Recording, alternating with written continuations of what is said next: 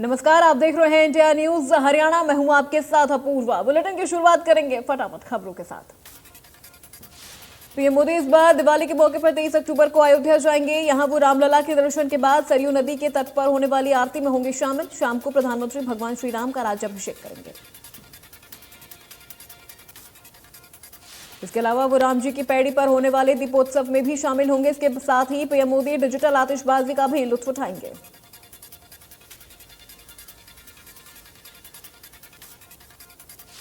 अवध विश्वविद्यालय के 22,000 वॉलंटियर ने राम की पैड़ी सहित अन्य घाटों पर 17 लाख दिए बिछाने का लक्ष्य पूरा कर लिया है। पीएम मां सरयू का पूजन अर्चन करेंगे। दीपोत्सव में laser show, 3D projection, mapping show और आतिशबाजी भी होगी। रूस समेत अन्य देशों के कलाकार पीएम मोदी के सामने रामलीला का मंचन करेंगे। प्रधानमंत्री नरेंद्र मोदी ने शनिवार को वीडियो कॉन्फ्रेंसिंग के माध्यम से रोजगार मेले का शुभारंभ कर दिया है। इसके तहत 10 लाख युवाओं को रोजगार मिलेगा। पहले चरण में चयनित 75,226 युवाओं को नियुक्ति पत्र दिए गए। वहीं हरियाणा के गुरुग्राम में भाजपा के राष्ट्रीय अध्यक्ष जेपी नड्डा ने समारोह में हिस्सा लिया।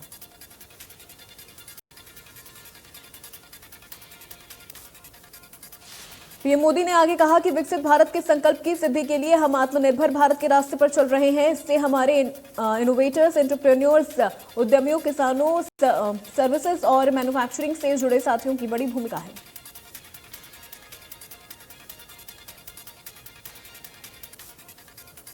पीएम मोदी ने अपने संबोधन में कहा, बीते 8 सालों में देश में रोजगार और स्वरोजगार का जो अभियान चल रहा है, आज उसमें एक और कड़ी जुड़ गई है। ये कड़ी है रोजगार मिलेगी।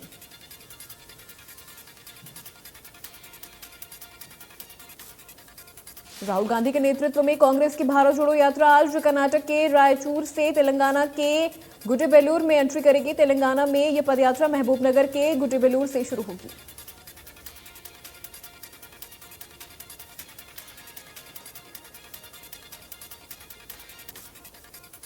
कांग्रेस की तेलंगाना इकाई ने कर्नाटक तेलंगाना सीमा पर इस पदयात्रा के भव्य स्वागत की पूरी तैयारी की है। स्थानीय कार्यकर्ताओं में भी इसे लेकर काफी जोश देखने को मिल रहा।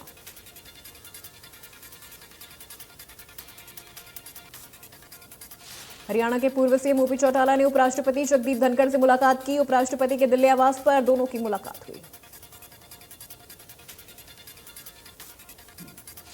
मुख्यमंत्री मनोहर लाल ने अपनी सुरक्षा में तैनात जवानों के साथ दीपावली मनाई। मुख्यमंत्री मनोहर लाल ने संत कबीर कुटीर में दिवाली मनाई।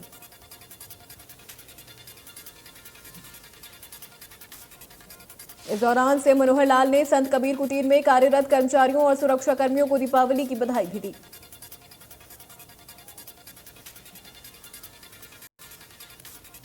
साथ ही मुख्यमंत्री मनोहर लाल ने देश और प्रदेशवासियों के सुखद भविष्य एवं कल्याण के लिए प्रार्थना की। इस दौरान पुलिस महानिदेशक पीके अग्रवाल, एडीजीपी सीआईडी आलोक मित्तल भी मौजूद रहे।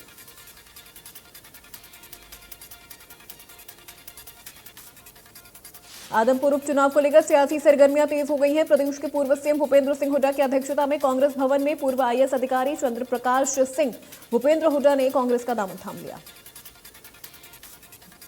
हुड्डा के साथ आदमपुर उपचुनाव से कांग्रेस प्रत्याशी जयप्रकाश भी मौके पर मौजूद रहे। वहीं पार्टी में अध्यक्षता कार्यक्रम के बाद हुड्डा ने अपना संबोधन दिया। पृथला से विधायक नैनपाल रावत ने कहा कि देश के गृह मंत्री अमित शाह की होने वाली 27 तारीख की रैली में पृथला से भी हजारों की संख्या में लोग शिरकत करेंगे। उन्होंने कहा कि देश के गृह मंत्री ने धारा 370 हो या फिर अयोध्या का मामला हो, उनको हल करके बहुत बड़ा काम किया है। भारी संख्या में लोग उनकी रैली में शिरकत करेंगे। उन्होंने आदमपुर उपचुनाव को लेकर भी कांग्रेस और इनेलो पर तंज कसते हुए कहा कि 3 तारीख को सबको पता चल जाएगा कि किसमें कितना दम है। सिरसा में जिला परिषद का चुनाव एक बार फिर से रोमांचक होने वाला है। इनेलो विधायक अभय चौटाला ने अपने बड़े बेटे कर्ण चौटाला को चुनावी मैदान में उतारा। कर्ण चौटाला ने आज इनेलो नेताओं के साथ नॉमिनेशन भी भर दिया है। कर्ण चौटाला रानिया विधानसभा क्षेत्र में वार्ड नंबर 6 से चुनाव लड़ेंगे। वहीं कैबिनेट मंत्री चौधरी रणजीत सिंह चौटाला ने भी अपने बेटे चौधरी गगनदीप सिंह चौटाला को चुनावी मैदान में उतारा। गगनदीप सिंह चौटाला भी रानिया के वार्ड नंबर 6 से चुनाव लड़ेंगे। कांग्रेस नेता शिवराज पाटिल द्वारा श्रीमद् भागवत गीता की तुलना इस्लाम और क्रिश्चियन के जिहाद से करने को लेकर सांसद रतनलाल कटारिया ने कहा कि इस तरह का बयान दिया जाना भारत की संस्कृति को नुकसान पहुंचाने वाला है। उन्होंने कहा कि कांग्रेस के राष्ट्रीय अध्यक्ष खड़गे व कांग्रेसी नेता सोनिया गांधी को शिवराज पाटिल के बयान पर कांग्रेस की स्थिति स्पष्ट करके राष्ट्र से क्षमा याचना करनी चाहिए।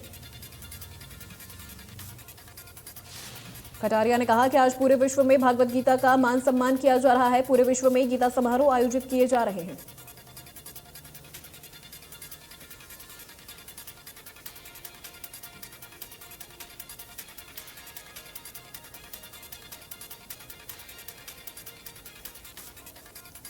आदमपुर उपचुनाव को लेकर सियासी सरगर्मियां तेज हो गई हैं। पूर्व सीएम भूपेंद्र सिंह हुड्डा की अध्यक्षता में कांग्रेस भवन में पूर्व आईएएस अधिकारी चंद्रप्रकाश सिंह ने कांग्रेस का दामन थाम लिया।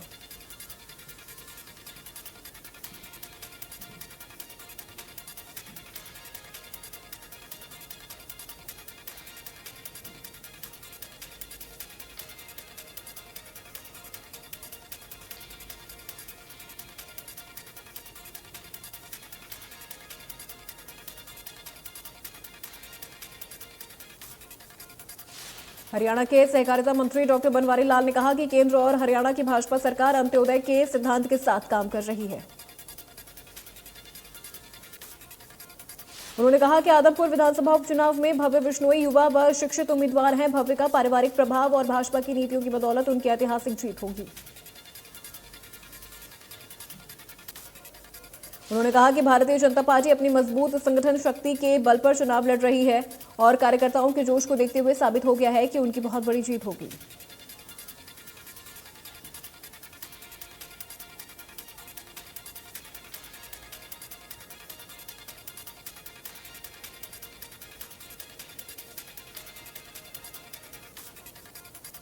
हरियाणा के स्कूलों में बच्चे अब खेल खेल में डिवाइस के माध्यम से पढ़ पाएंगे। ये डिवाइस बच्चों को पढ़ाई से इस तरह से जोड़ देगा कि वो अपना ज्ञान और अधिक मजबूत कर सकेंगे। अंगनाद बच्चों को पहाड़ी गिनती देशभक्ति के गाने सिखाएगा। मॉडल संस्कृति स्कूलों में इसकी शुरुआत की गई। प्रयोग सफल होने के बाद अन्य सरकारी स्कूलों में भेजा जाएगा।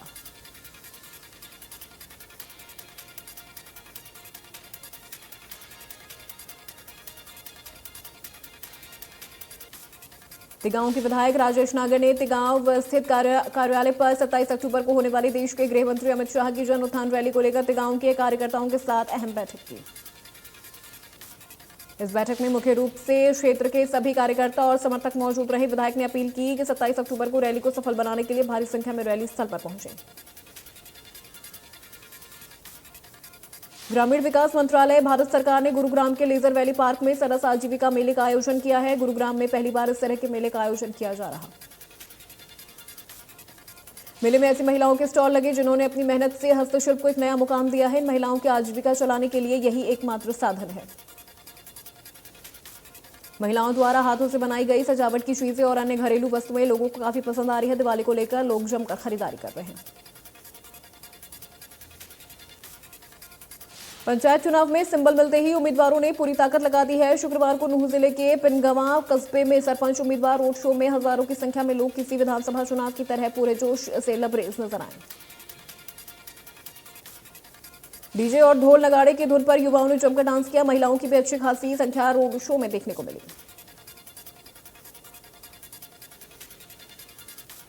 पंचायती राज संस्थाओं के छठे आम चुनाव को लेकर सुरक्षा इंतजामों की समीक्षा के लिए जिला प्रशासन के अधिकारियों की उच्च स्तरीय बैठक हुई।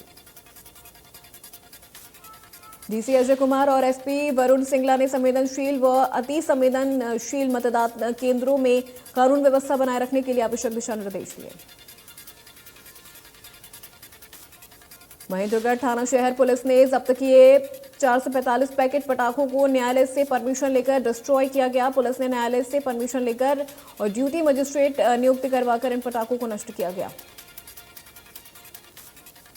इस कार्य के लिए जनस्वास्थ्य विभाग के कार्यकारी माल खाना इंचार्ज और एसएचओ की मौजूदगी में पुलिस ने गड्ढा खोदकर और पटाखों को तोड़कर गड्ढे में डाला और फिर इसके ऊपर पानी डालकर इन पटाखों को नष्ट किया गया।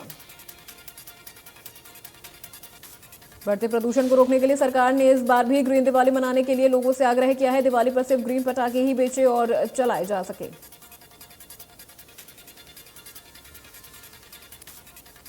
इसके लिए पुलिस ने कड़े बंदोबस्त किए हैं ताकि लोग सरकार के आदेशों का उल्लंघन न कर सके। वहीं सरकार के फैसले से लोग भी खुश नजर आ रहे हैं।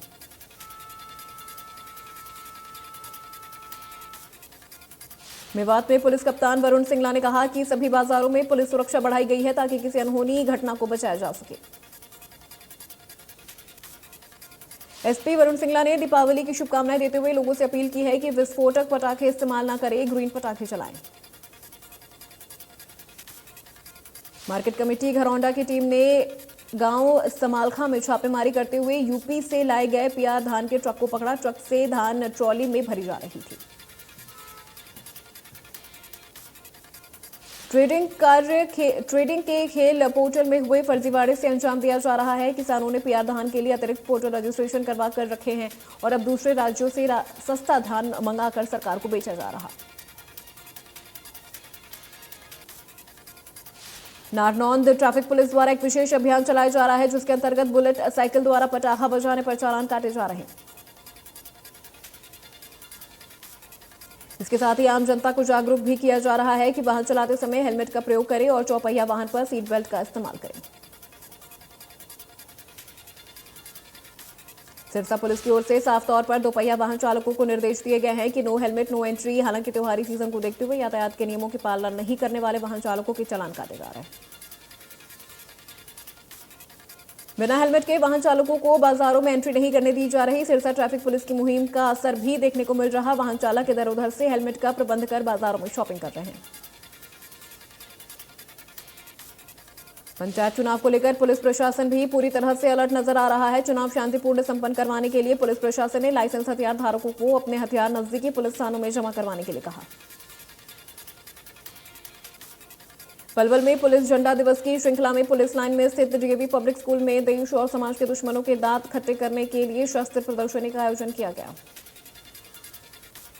जिसमें विद्यार्थियों एवं शिक्षकों ने बढ़ चढ़कर भाग लिया। शस्त्र प्रदर्शनी में विभिन्न स्कूलों के विद्यार्थियों को शस्त्रों के बारे में विस्तृत जानकारी दी गई।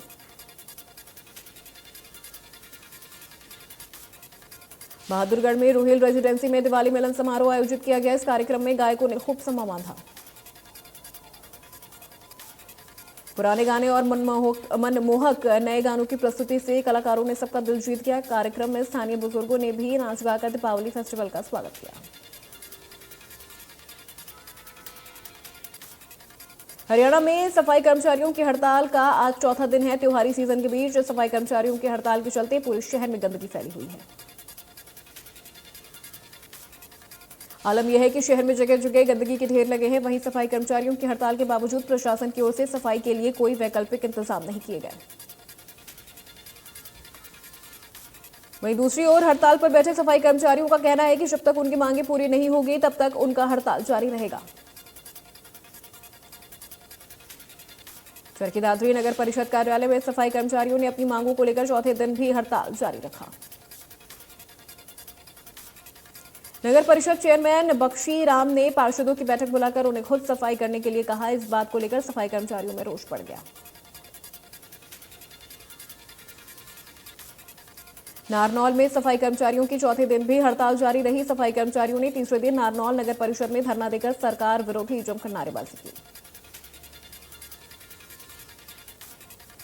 नारनौल में नगर पालिका के सफाई कर्मचारी और फायर ब्रिगेड कर्मचारी हड़ताल पर है, जिस कारण शहर की सफाई व्यवस्था चरमरा गई। महेंद्रगढ़ के रेलवे रोड पर चोरों ने 5 दुकानों के ताले तोड़कर उनमें लगभग 80,000 की चोरी की। दीपावली के त्योहार पर चोरों के आतंक से व्यापारियों में भय का माहौल। वहीं पुलिस ने चोरों को जल्द पकड़ने का आश्वासन दिया। व्यापार मंडल के प्रधान ने कहा कि हम प्रशासन से चोरों को जल्द पकड़वाने की मांग करते हैं। महम में एक युवक की मौत का मामला सामने आया। परिजनों ने महान थाने के सामने प्रदर्शन किया और न्याय की मांग की। परिजनों ने बताया कि लड़के से आरोपी 20 लाख रुपए हड़प लिए। परिजनों ने कहा कि पुलिस और सरकार उन्हें न्याय दे। लोगों ने सरकार के खिलाफ नारेबाजी की और आरोपियों को तुरंत गिरफ्तार किया जाए।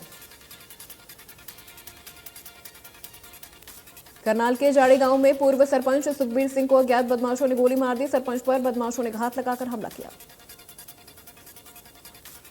प्रत्यक्षदर्शियों के अनुसार बदमाश एक गाड़ी में आए थे। वारदात के बाद भी बदमाश गाड़ी से फरार होने में कामयाब रहे। गंभीर हालत में सरपंच को निजी अस्पताल में भर्ती कराया गया। सिरसा पुलिस द्वारा नशा तस्करों के खिलाफ चलाए जा रहे विशेष अभियान ऑपरेशन क्लीन के तहत सीआईए डबवाली पुलिस टीम ने 2 नशा तस्करों को पकड़ा। पुलिस ने डिंग मोड़ क्षेत्र से राजस्थान निवासी 2 नशा तस्करों से करोड़ों रुपए की 1 किलोग्राम हेरोइन सहित काबू करने में बड़ी सफलता हासिल की।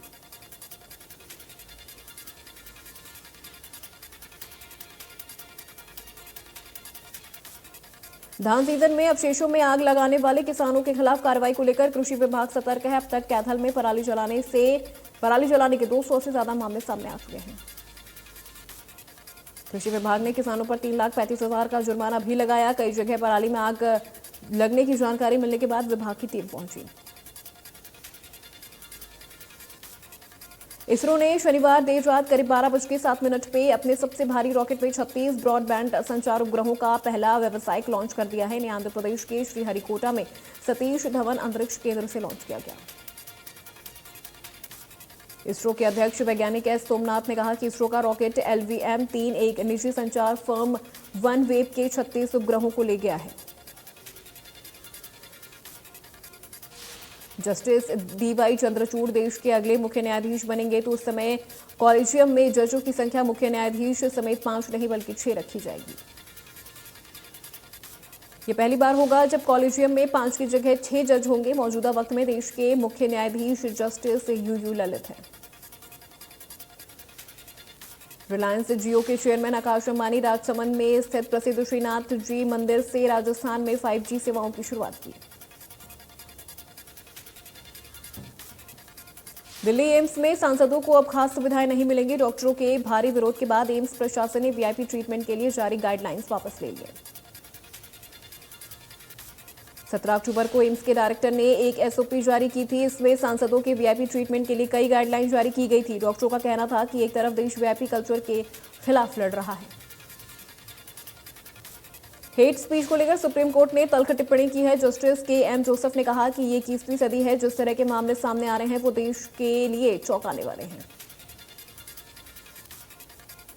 कोर्ट ने दिल्ली, यूपी और उत्तराखंड पुलिस को नोटिस जारी करते हुए पूछा कि हेट स्पीच में शामिल लोगों के खिलाफ क्या कार्रवाई की गई। ऐसे बयान देने वालों पर फौरन सख्त कार्रवाई करें, नहीं तो अवमानना के लिए तैयार रहें।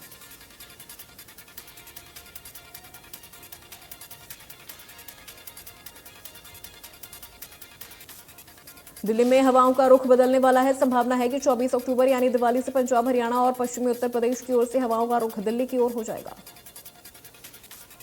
दिल्ली में कई जगह प्रदूषण का हॉटस्पॉट बनने की भी आशंका है। यह आशंका system of air quality and weather forecasting and research ने जारी की है। सफर की रिपोर्ट के मुताबिक ऐसा होने पर दिवाली के दिन से ही दिल्ली की हवा दमघोटू हो सकती है। ऐसे हालात में क्रॉनिक डिजीज के मरीजों को भारी मुश्किल हो सकती है। अरुणाचल प्रदेश में सेना के हेलीकॉप्टर क्रैश में 5 जवानों की मौत हो गई। अब तक 4 शव बरामद कर लिए गए हैं। दुखद घटना की जांच शुरू हो गई है। हादसे से पहले एयर ट्रैफिक कंट्रोल यानी ATC को कॉल आया था, जिसमें तकनीकी खराबी की सूचना दी गई थी। 21 दिनों में यह तीसरा मौका है जब कोई सैन्य उड़ान हादसे का शिकार हुआ। चीन की सत्ताधारी party communist party of India की बैठक से पूर्व राष्ट्रपति हु जिनताओ को बाहर निकाले जाने की घटना के बाद ड्रैगन का असली चेहरा एक बार फिर पूरी दुनिया के सामने आ गया। जिनताओ राष्ट्रपति शी जिनपिंग और अन्य शीर्ष नेताओं के साथ ग्रेट हॉल ऑफ पीपल में पहली कतार में बैठे थे। तभी 2 लोगों ने उन्हें बैठक से जाने को कहा और इसके बाद उनको बैठक से बाहर कर दिया गया।